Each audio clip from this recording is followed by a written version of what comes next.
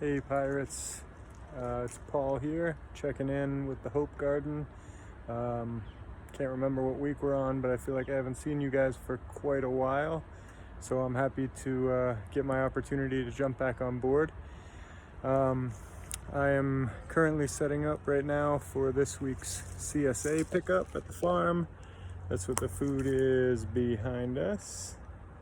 Those people are here getting ready to, those people will be here in about a half an hour getting ready to pick up this week's share. I'm proudly rocking my Alameda Pirates Colfax Marathon shirt from last season. Sad we didn't get to do stuff like that this year, but there's always next year, right? So today I'm going to talk to you guys about a few different topics, kind of jumping back and forth, but I'm going to talk to you a little bit about harvesting, a few random harvest tips that I was thinking of as I was trying to put this class together, and then I'm going to talk to you guys about a few tools that I think are really helpful, and then finally some equipment. I don't know if you'd call it equipment, some supplements, fertilizers, random things like that I purchase and use on our farm that I find to be really helpful for growing food. So first off, right now we are in my third field. This field is all summer squash, pumpkins, cucumbers, all things like that. It's really pumping down here. We've been getting about 70 pounds a week, and a lot of that's thanks to the bees back there that are really doing a great job. But one of the things with summer squash that I wanted to point out when you're harvesting is that you have to do it on a regular basis. So I do my summer squash harvests every other day, and I try to make sure that, so we have some yellow crooked neck squash down here. I want to try and harvest these things when they're about this big. As you can see, the size of my hand. If you let them get too big, that's when you start hearing people say they don't like summer squash or they don't like zucchini. A lot of people refer to them as like water balloons, or say that it doesn't have very much taste or flavor. And usually that is because they were harvested too late. They got too big, and then they do become really full of water, and they lack a lot of the taste that the smaller squash would get. So my first recommendation when we're harvesting is to always check your squash, especially at this time of summer when we're in late July. I do it every other day, if not every day, and I harvest them when they're small. We sell to a lot of chefs, and the chefs ask for the squash that we sell them to be no more than 6 inches in length. And that's because, again, they can do a lot of creative things with the squash at that height, at that length, but also if they get any bigger, they really lack the flavor, and the chef doesn't want to be putting that on your plate. So again, I'm gonna always try and harvest when they're about 6 inches, something like that. Got some more pumping out there. You can see some of our pumpkins are coming in here. Got a ton of other different types of squash coming in down here, but I'm not going to take you through every single one, but there is a lot of food down here. Here's another one. This is another type of squash that we grow. A lot of people grow these. These are called patty pan squashes. You can see that little one. That'll be ready to go by late tomorrow or the following day. You want them to just get a little bit bigger, to the point where they're maybe the size of a baseball, something like this. So that. All right, next we're gonna go into one of the high tunnels and start working on harvesting a few tomatoes. As you can see, the tunnels are working out great. Everything's trellised really well, and the tomatoes are starting to pump out. Got one of my crew over there, that's Andrea. She's also a teacher in Cherry Creek School District, so go education.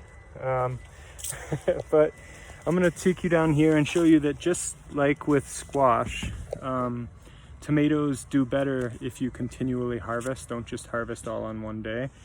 So even though we do our big market on Saturdays and we have a CSA pickup on both Tuesday evening and on Saturday.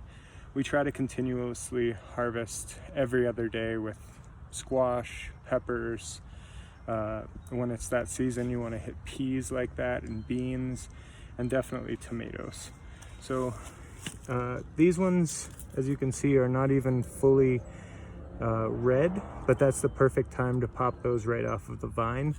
I'm gonna get my tools and actually cut that right there so that they can fully ripen once they get off. Even that one right there that has just a little bit of blush on it, it will ripen up and look beautiful by the time we hit Saturday's market. It's Tuesday right now, and it gives you a little bit more shelf life with the tomatoes when they're in your home. You can do that and just put them on your countertop. Tomatoes should not be refrigerated.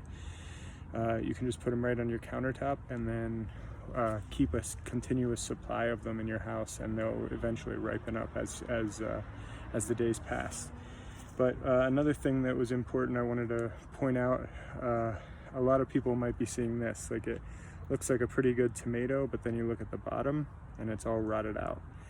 This is an indicator of one of two problems that a lot of us find when we grow tomatoes. It's either, number one, it could be inconsistent or inadequate watering.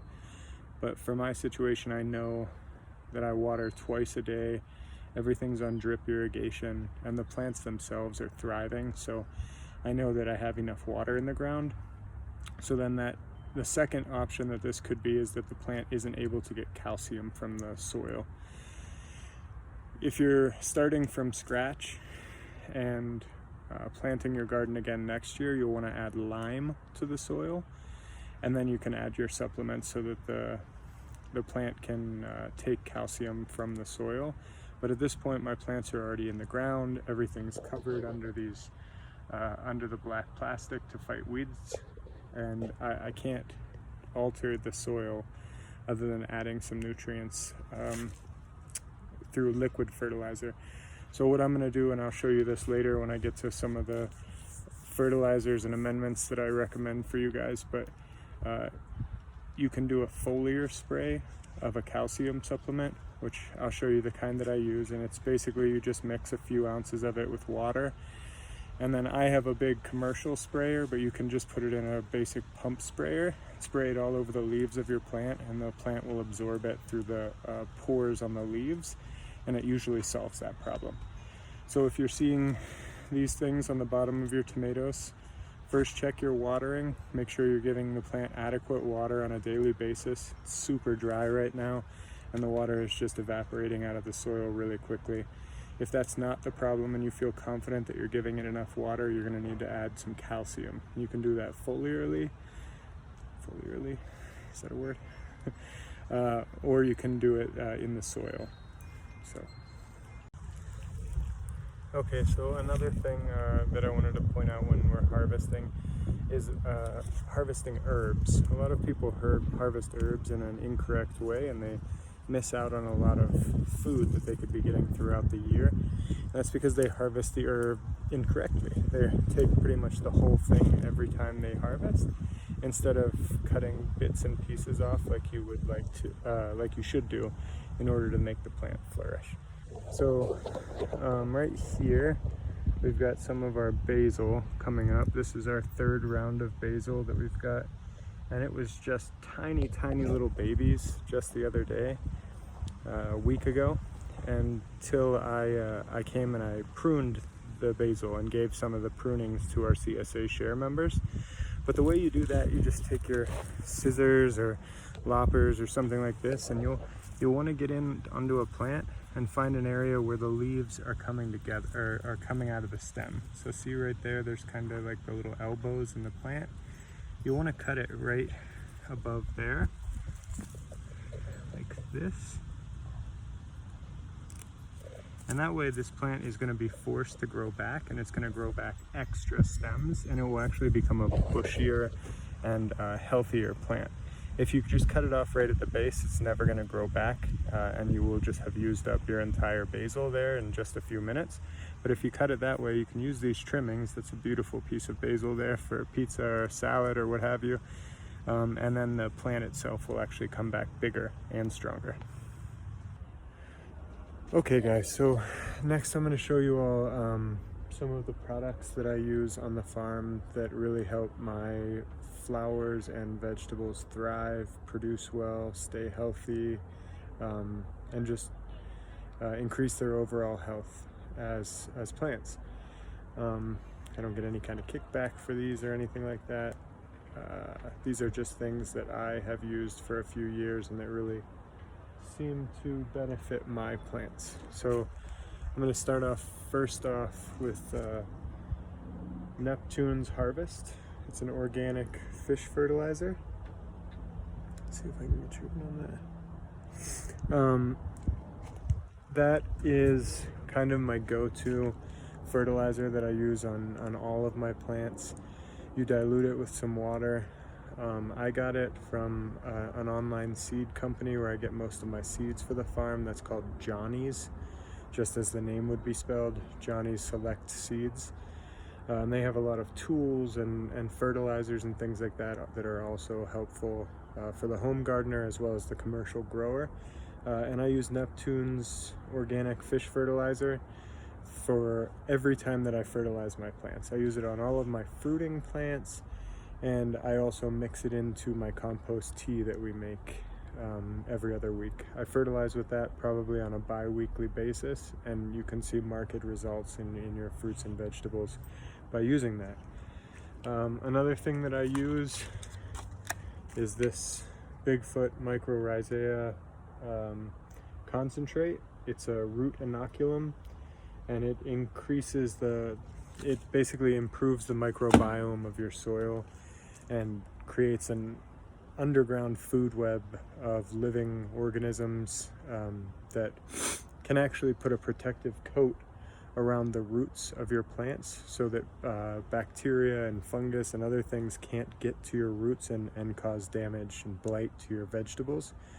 It's, as I talked about in the first week of the Hope Garden, it really is all about just improving your soil, and if you have really good soil, then you'll have really good plants. So I use that Mycorrhizae Bigfoot brand.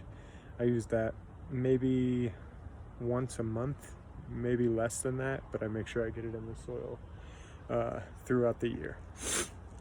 And then I spoke to you earlier when we were harvesting tomatoes about some calcium that you can get under your plants through a foliar spray.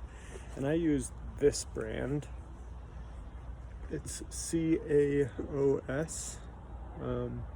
liquid calcium for fruits, vegetables, ornamentals, and field crops.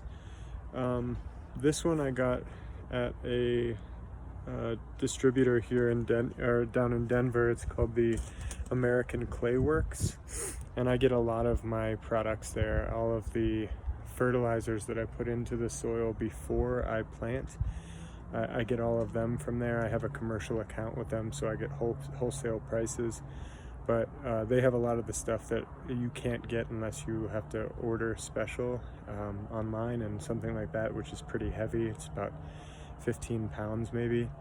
It would cost quite a bit in shipping.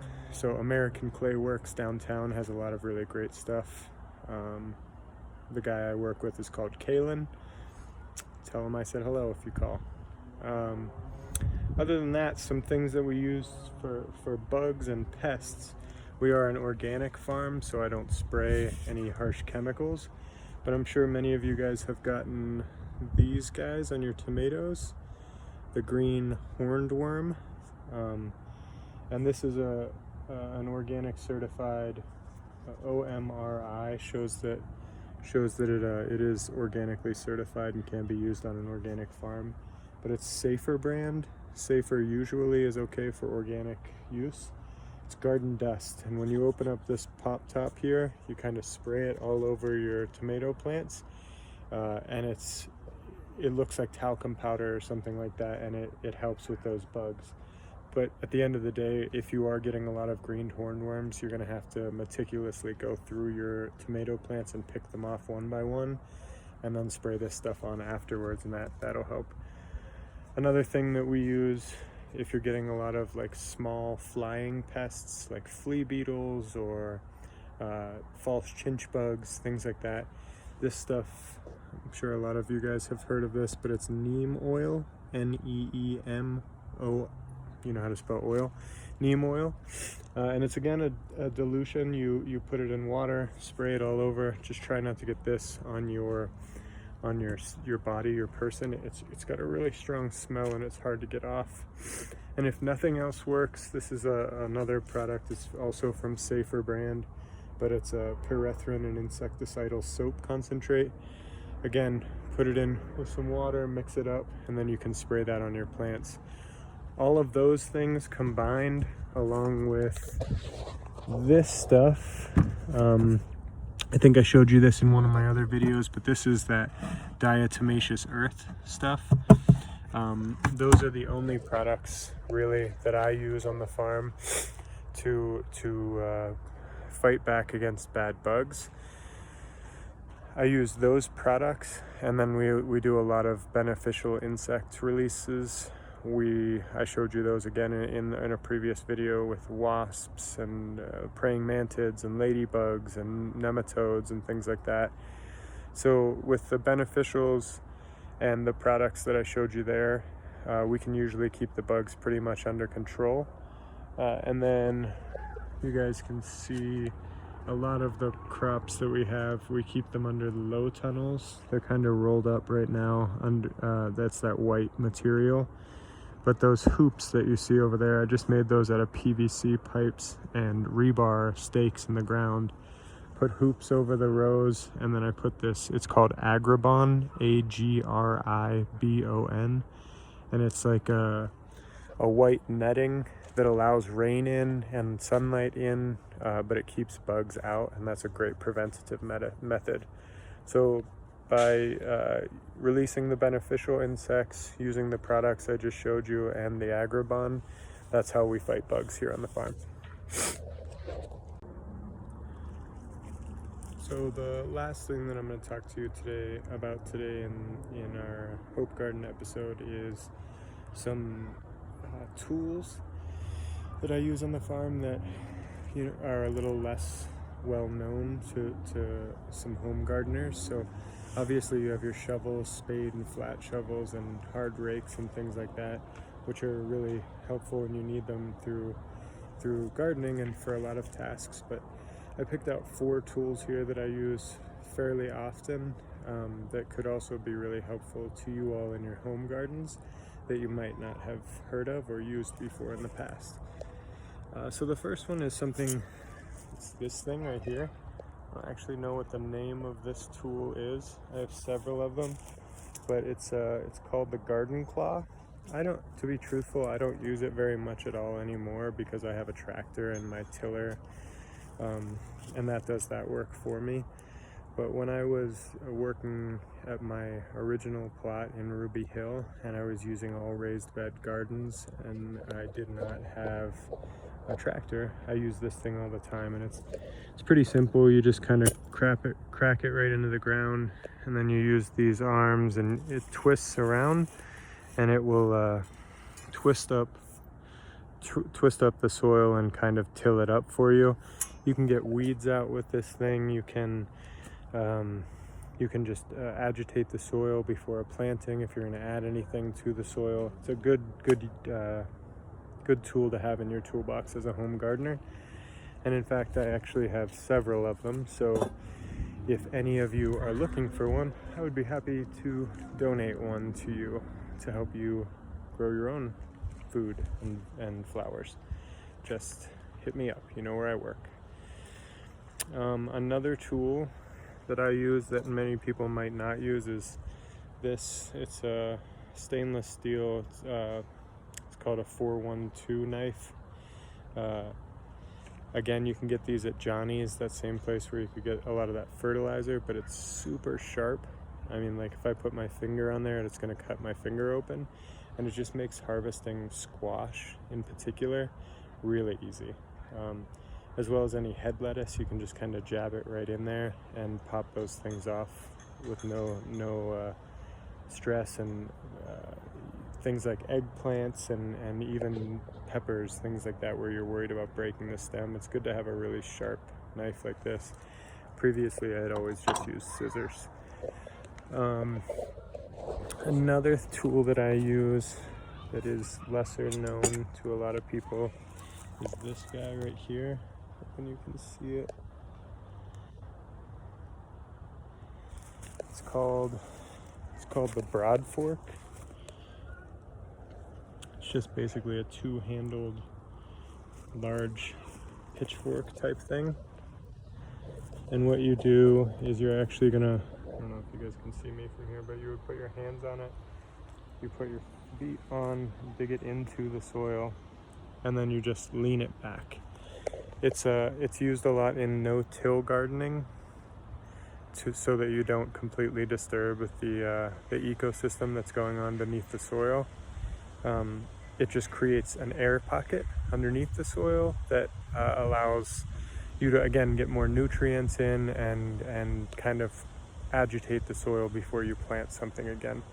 There's a very popular way of farming or gardening called no-till, and this is the most popular tool that most no-till farmers use. It's called the Broad Fork. Again, you can get those at Home Depot, things like that. I don't know what you would call him, the guy that I admire the most as a farmer, his name is Jean-Martin Fortier, and he farms in Quebec, Canada, and he's on, I think, 1.8 acres and makes over $350,000 a year. He pumps out that much food. It's a really amazing operation he's got out there, but he wrote a book called The Market Gardener. It's really chock full of useful information from square foot gardening to major commercial production. Anyways, Jean-Martin's farm is actually called La Grelinette, which in French translates something to the Broad Fork, because that was his #1 tool. And then finally, this is my most used tool on the farm. I couldn't go a day without it. I use it every single day, and a lot of people that come here to volunteer and do other things have never heard of it. And that is my stirrup hoe. It's called a stirrup hoe because it's kind of shaped like a stirrup, as if you were to ride a horse. But it's basically a double-sided blade, sharp on both sides, and you kind of run this underneath the soil surface and just cutting it back and forth, and it cuts weeds at their root base. It's especially designed to fit between rows, so it can fit in some tight spaces. It's really light, it's built very strong. This is an Ames variety. That's the one that Home Depot sells. I probably have 15 of them around the farm, and we use them every single day. It's the best weeder I have found.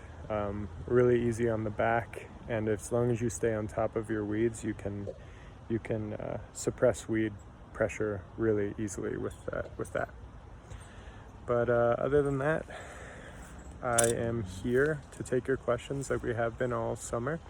We do our markets every Saturday from 10 to 2. If you guys ever want to come out and socially distant ask me some questions or see the farm, I would love to see some friendly faces. I think we're all kind of hurting for some social contact right now, so I'd love to see you. I hope everybody is doing well. This has been really fun. I've loved doing this summer. I hope you guys are enjoying it as much as we are, but we'll figure it out. Get back to seeing each other sooner than later, I hope. Really do mean it. Anything you need, call, email, text, come see me at the market. I'd love to hear from you. Be well.